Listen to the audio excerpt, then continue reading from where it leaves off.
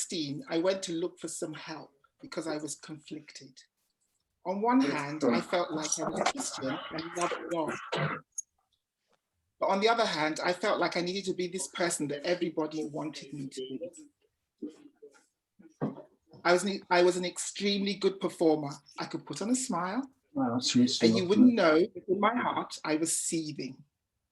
I could act as if the world was a great place to be, but inside I was hating, not just God, but my fellow human beings. I worked in full-time Christian ministry and hated it most of the time. And even after I stopped being a women's ministry leader, I was always some kind of leader in a position where I was expected to be a certain way. So I performed as much as I could, and I did a pretty good job. I was exhausted, like bone tired all the time. Nobody ever really knew what I was thinking or what I was feeling. So it was, a good gig for as long as it lasted. And then I had a nervous breakdown. I don't even know what to call it really, but looking back, I realized it's because I wasn't being real and couldn't really say what I thought. Because I cared so much about what because I can't hear the radio. You can't hear me? Okay. So I said, I don't even know what to call it really, but looking back, I realized it was because I wasn't being real and couldn't really say what I thought because I cared so much about what everyone else thought about me. So this breakdown came from nowhere, but I thank God for it. Yes, I literally fell apart. And so in 2016, I decided to pull back from the church so I could go and look for some help. It was the best thing that could have happened to me. What I learned changed my life. And this is why I'm able to speak about this right now, both in terms of how it helped me in 2016, but also how it's helped me since, and how it's also motivated me to be a resilience coach today. It was one of the most important decisions I've made since I've become a Christian. So with that brief background in place, let me talk about the 3 shifts. They are, number 1, accept who you are, warts and all. Number 2, it may or may not be your fault, but it's your responsibility. Number 3, identify and choose a purpose. So number 1, accept who you are, warts and all. If you're going to be resilient, you need to confront yourself and stop being in denial about who you really are. To be authentic, free, self-expressive, direct and honest, it begins with you valuing your thoughts, intuitions, and feelings. It's difficult because even from early childhood, we're pretending to be other people to get what we want. This is an excerpt from The Laws of Human Nature by Greene. It says, we humans are consummate actors. We learn from an early age how to get what we want from our parents by putting on certain looks that will elicit sympathy or affection. We learn how to conceal from our parents or from our siblings exactly what we are thinking or feeling to protect ourselves in vulnerable moments. We become good at flattering those we think it is important to win over. We will need to accept ourselves even with all our flaws. But self-acceptance is made so difficult because there's an innate desire to compare ourselves with other people and admire the sorts of traits and talents society celebrates. Often people assume that because their talents are not the ones typically celebrated in societies, their traits and talents are inferior. And so they keep a lid on them, unaware that they are God-given and for God's purposes. In the book, The Courage to be Disliked, the authors argue that the inability to accept oneself and the consequent feelings of inferiority stem from the value judgment we place on ourselves. They maintain that feelings of inferiority are the #1 problem in all interpersonal relationships because people often feel helpless and there's a universal desire to escape from the helpless state. The authors call it the pursuit of superiority. And on a grander scale, the pursuit of superiority was one of the elements of apartheid in South Africa. A whole race can be exploited by being indoctrinated with its own inferiority. However, it should come as no surprise that flawed human beings often exhibit such negative self-judgment. To fully appreciate and value who you are requires knowing that you are valued by the very author of value, by the creator, God, who ultimately knows the essence of true value. Human value judgment is often inconsistent and self-interested, and thus untrustworthy and even potentially dangerous. In my own view, your capacity to help other people is determined by who you believe yourself to be. Many people limit their ability to help others because they cannot accept themselves, never truly employing what God has given them to bless the world. God made us all unique, with many weaknesses and many strengths, to help others with similar weaknesses and similar strengths. So we come to the second shift. It may or may not be your fault, but it's your responsibility. Probably the main thing I learned during the coaching course in 2016 was that you have to take responsibility for your own happiness. When I look back and think to myself why I tried to be something I wasn't, or why I pretended to be happy when I wasn't, I would say that I was trying to please. I wanted to appear dynamic and strong. I wanted to look perfect. Perhaps somewhere in my past, I was made to feel that I had to be perfect. The course showed me how I said yes to things and was dishonest, and about how I felt about them because I wanted to put up appearances. Certain situations that had happened may or may not have been my fault, but at the end of the day, I had to own that they had triggered actions from me. It had been my decision to pretend to be happy, and I couldn't blame anyone else. To take responsibility means asking how I landed in the position that caused me to suffer emotionally. What did I do or say or feel that contributed to putting me in the position I was in now? I had to own up to the fact that I had made certain decisions that had made me suffer. And even if I didn't feel I had contributed to the mess, how I responded would determine the future trajectory of my life. The moment you take responsibility of how you have contributed to the situation, you're the one in power. As people, we often struggle to take responsibility for our actions because we can't control the emotions that it evokes. As such, we blame others for how we feel. And sometimes we go to great lengths to do so. It's not always easy to respond courageously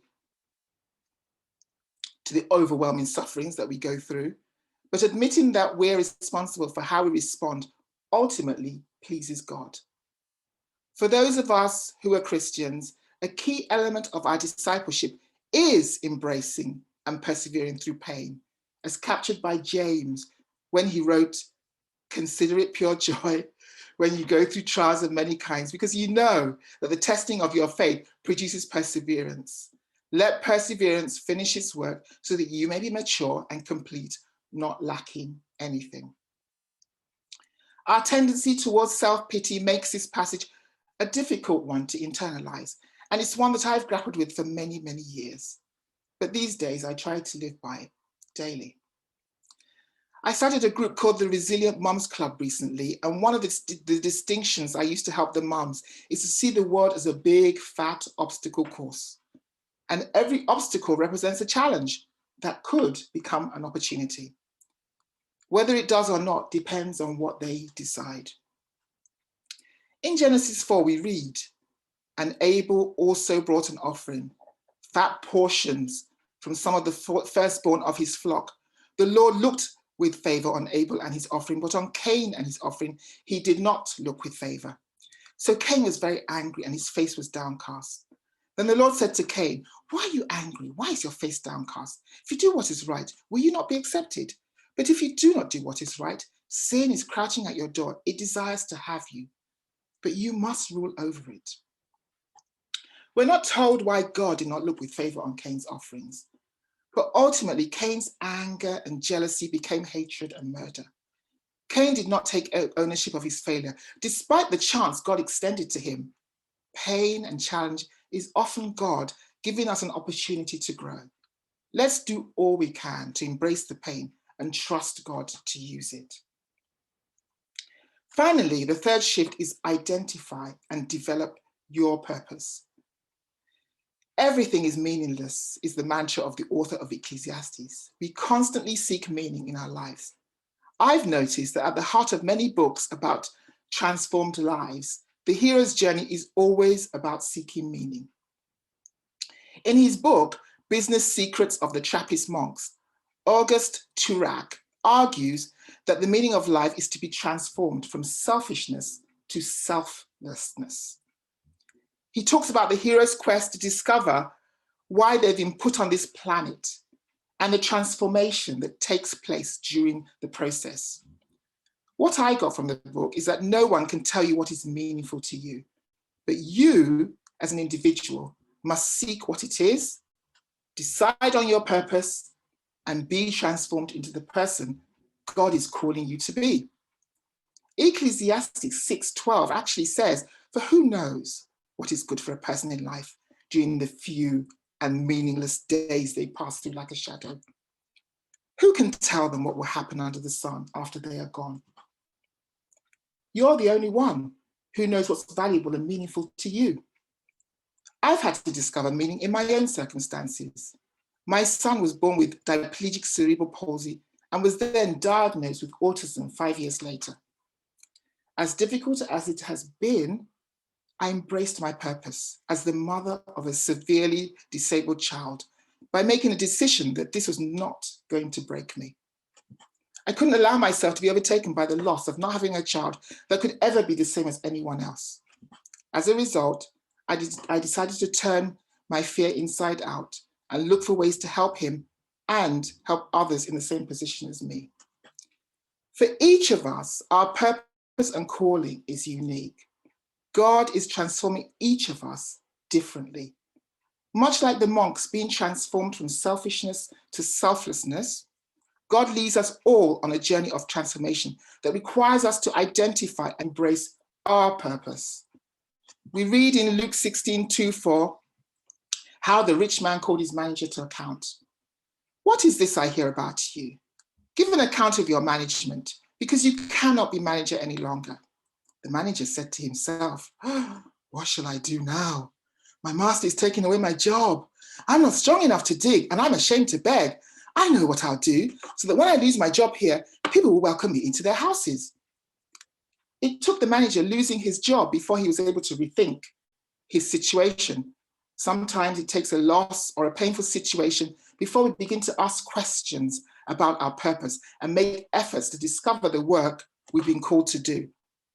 Notice, however, that it was the shrewd manager who asked the questions and made the decision. It wasn't the rich man who made the decisions for him. As a result of transforming my fears with regards to my son's condition, I've gone on to create programs for mums and children. And of recent, I started a Christian Mums Mindset program to help other mums reclaim their authentic self and discover their unique purpose. So these three shifts help me to bounce back and become resilient. Remember them. 1, accept who you are, warts and all. 2, it's not your fault, but it is your responsibility. And that's the only way for you to take your power back. 3, identify and develop your purpose. This is the path to understanding why God has put you here. There are 3 questions we'd like you to ask yourselves. Number 1, what are the biggest obstacles to self-acceptance in your life? Number 2, do you find taking responsibility challenging? And if so, why? Number 3, what has God given you with which you can use to bless the world? I've finished, thank you. Thank you for listening. Oh, it's finished. Thank you for that, Chi. what I'm going to suggest now is that we take some time just to sort of mull over the talk and think about the discussion questions. Please don't feel the need to answer every single question, but think about which question strikes you the most. Think about what she has shared about the 3 shifts and about how you perceive of resilience and your need for resilience. And let's just go round and let's hopefully get as many people to share as possible. As I say, don't feel like you need to answer all 3 questions, whichever of the questions strikes you most or whatever from the talk struck you most, feel free to comment on, or if you have a question for our speaker, please, you can address she with your question. Why don't we use the hand up facility or the chat just to let us know if you have a question?